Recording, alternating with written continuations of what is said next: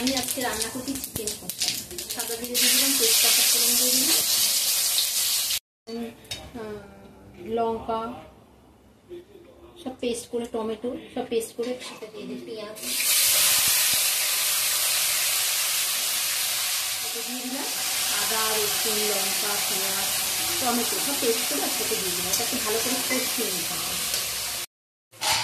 আর চিকেনটা দই পেঁপে বাটা আর গরম মশলা জয়িত্রী আর সামরিচ দিয়ে মেখে রেখেছিলাম।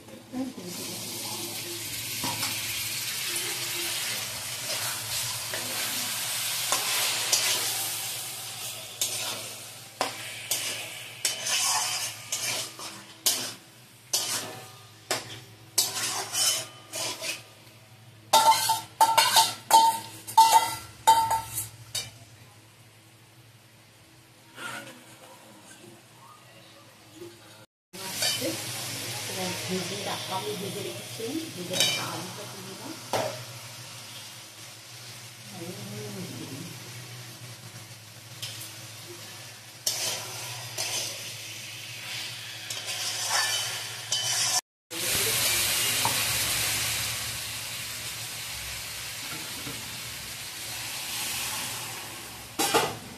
জল দিয়ে দেবো,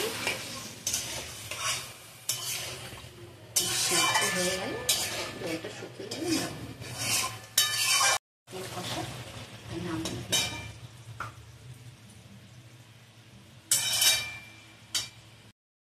চিকেন কষা।